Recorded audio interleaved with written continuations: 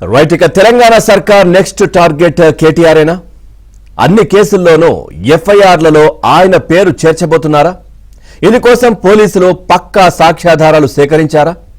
ఇక వరుసగా కేటీఆర్ కు నోటీసులు ఇవ్వబోతున్నారా?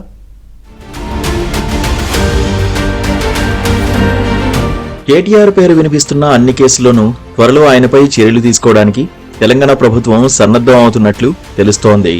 ఇప్పటికే ఫార్ములా ఈ రేస్ కేసులో కేటీఆర్ పై ముందుకు కదలడానికి ఏసీబీకి గవర్నర్ నుంచి ఆమోదం లభించడంతో ఆయన పాత్ర ఉందని చెప్తున్న ఇతర కేసుల్లోనూ పోలీసులు తదుపరి చర్యలు ప్రారంభించే అవకాశాలు కనిపిస్తున్నాయి. తెలంగాణలో సంచలనం సృష్టించిన ఫోన్ ట్యాపింగ్ కేసులో కేటీఆర్ పేరు ఇప్పటివరకు ఎఫ్ఐఆర్లో లేదు. కానీ అరెస్టైన పోలీస్ అధికారి ఇచ్చిన వాంగ్మూలాల ఆధారంగా ఎప్పుడైనా కేటీఆర్ సహా ఇతరుల పేర్లు జత చేసే అవకాశం రాష్ట్ర పోలీసులకు ఉంది.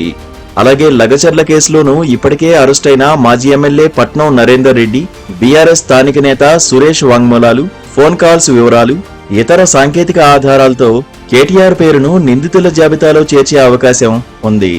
ప్రజాప్రతినిధుల అవినీతికి సంబంధించిన కేసుల్లో మాత్రమే గవర్నర్ అనుమతి అవసరం. క్రిమినల్ కేసుల్లో గవర్నర్ ముందస్తు అనుమతి పోలీస్ శాఖకు అవసరం లేదు. అయినప్పటికీ ఫార్ములా ఈ కేసును ముందుంచి మిగతా కేసుల్లోనూ కేటీఆర్ ను విచారించే అవకాశాలు కనిపిస్తున్నాయి. సోమవారం తర్వాత ఫార్ములా ఈ కేసులో ఎఫ్ఐఆర్ నమోదు చేస్తారని, ఆ తర్వాత కేటీఆర్ కు నోటీసులు ఇస్తారని సమాచారం. ఈ కేసులో కేటీఆర్ మీద తదుపరి చర్యలు తీసుకున్న తర్వాత మిగతా కేసుల్లో నోటీసుల పరంపర మొదలవుతుందని అంటున్నారు.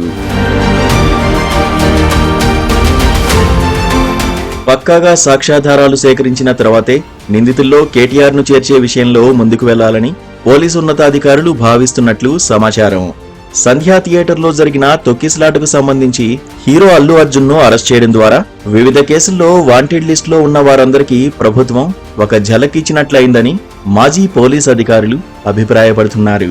సీఎం రేవంత్ రెడ్డి సైతం అల్లు అర్జున్ అరెస్టు తర్వాత జాతీయ మీడియాతో మాట్లాడిన మాటలను గమనిస్తే చట్టం తన పని తాను చేసుకుపోతున్న వ్యాఖ్యల వెనుక అనేక అర్థాలు ఉన్నాయని రాజకీయ వర్గాల్లో చర్చ జరుగుతోంది.